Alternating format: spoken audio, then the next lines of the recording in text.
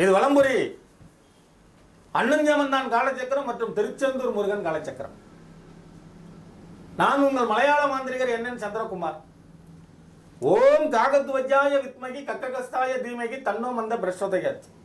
இந்த காணொளி பார்க்குற உங்களுடைய வாழ்வுல அனைத்து நலங்களும் அனைத்து செல்வங்களும் நீண்ட ஆயுளையும் ஆரோக்கியத்தையும் நான் அன்றாடம் வழிபடுகிற வாராகி இந்த பிரபஞ்சத்துடைய நீதிமான் சனீஸ்வர பகவானும் உங்களுக்கும் உங்கள் குடும்பத்தாருக்கும் நல்லதொரு வாழ்வினை தரட்டும் என்று கூறி இந்த நாள் இனிய நாள் அமைய என்னுடைய மனப்பூர்வமான வாழ்த்துக்கள். முதல் முறையாக இந்த காணொலி நீங்க பார்க்குறீங்கன்னா இந்த சேனலுக்கு சப்போர்ட் பண்ணுங்க. இன்னைக்கு இந்த காணொலியில் நம்ம என்ன பார்க்க போறோம்னாங்க, ரொம்ப கல் மனசுங்க. ஆணா இருந்தாலும் சரி பெண்ணா இருந்தாலும் சரி என்னென்னமோ பண்ணி பார்த்துட்டேன் சாமி. மாந்திரிகம் பண்ணினேன், தாந்திரிகம் பண்ணினேன், கோயிலுக்கு கும்பாபிஷேகம் பண்ணினேன், படைகள் போட்டேன், அழகு குத்துனேன், உருண்டேன் பிறண்டேன் குதிச்சேன், ஒண்ணுமே நடக்கலைங்க. கல் மனசா இருக்கிறாங்க, அவளை ஒண்ணுமே பண்ண முடியலைங்க. கல் மனசா இருக்காங்க, அவனை ஒண்ணுமே பண்ண முடியலைங்க. அப்படிங்கிறவங்க இதை பயன்படுது. கல் மனசையும் கரைக்கிறது எப்படி, என்ன பண்ணணும்?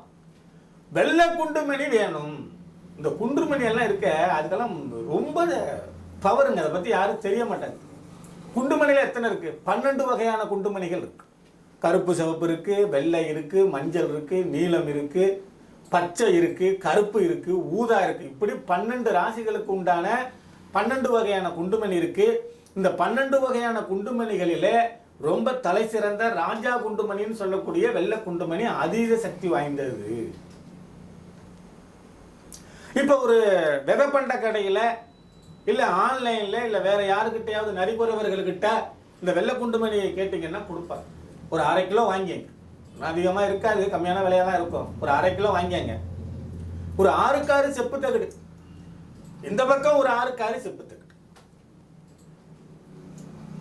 இந்த 6 செப்பு தகட்டுல சம்பந்தப்பட்டவங்களுடைய பேரு தாயார் பேரு எழுதிருக்கு. இந்த 6 செப்பு தகட்டுல தாயார் பேரு சம்பந்தப்பட்டவங்களுடைய பேர் எழுதிக்கங்க. 2 மண் அந்த செடி, அந்த மண் சாடின்னு சொல்லுவோம், மண்ணால செய்யப்பட்ட ஜாடி. செடியெல்லாம் வளர்ப்போம் இல்லையா, வெத்தலை செடி இல்லை வேற ரோஜா செடி, செம்பருத்தி, இந்த மாதிரி செடி போட்டு வளர்ப்போம் இல்லையா, அந்த மாதிரி 2 ஜாடி வாங்கிங்க. ஞாயிற்றுக்கிழமை பண்றது நல்லது. இந்த 2 ஜாடியிலையும் மணலையும் சாணியையும் நல்லா ஒண்ணா மிக்ஸ் பண்ணி, மாட்டு சாணத்தையும் மணலையும் நல்லா ஒண்ணா மிக்ஸ் பண்ணி, தண்ணி ஊற்றி நல்லா மிக்ஸ் பண்ணி, அந்த 2 மண் ஜாடியிலையும் கொஞ்சம் பாதி அளவுக்கு போடுங்க. மணலை போட்டுட்டு அதுக்கு மேல இந்த செப்பு தகடுல ஓட்ட போடுறது நல்லது. நம்ம பேர் எழுதியிருக்கிறோம்ல, அந்த தகட்டுல ஒரு ஆணி அணியை வச்சு நல்லா ஓட்ட போட்டுக்கங்க.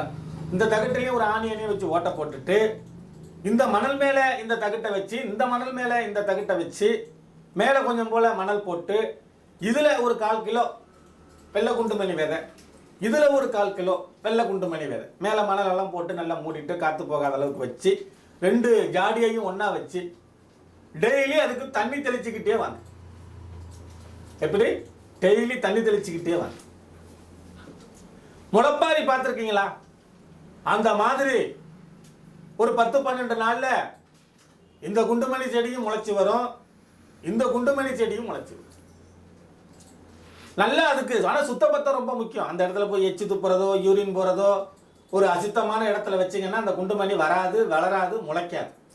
ரொம்ப துளசி செடி மாதிரி ரொம்ப சுத்தமாக இருக்கும். அப்போ 2யும் நம்ம தண்ணி தெளித்து வளர்த்துக்கிட்டு வரும்போது இந்த செடியாகப்பட்டது நல்லா முளைச்சி மேலே வந்துக்கிட்டே இருக்கும். ஒரு 30 நாள் ஆனதுக்கு பிறகு செடி நல்லா வந்து இந்த 2 செடியையும் ஒன்றா பின்னி விடுங்க. இந்த சாடியில் வர்ற செடியையும் இந்த சாடியிலேருந்து வர்ற செடியையும் 2யும் ஒன்றா பின்ன விட்டு நல்லா வளர விடுங்க. அப்போ ஒரு 30, 35, 40 நாள் கழித்து 2மே பூத்து காய்க்க ஆரம்பிச்சோம்.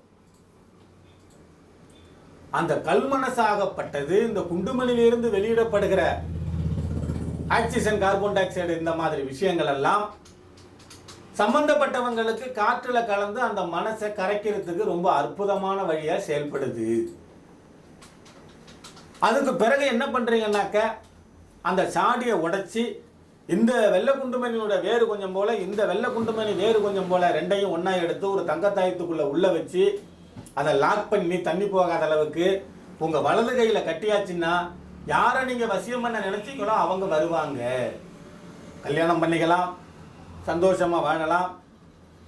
ஆனா தப்பா மிஸ்யூஸ் பண்ணக்கூடாது. சரியா? இதில் சந்தேகம் இருக்குது, இல்லை பொருள் எதுவும் தேவைப்படுதுன்னா நீங்கள் நெட்டை வாங்கி.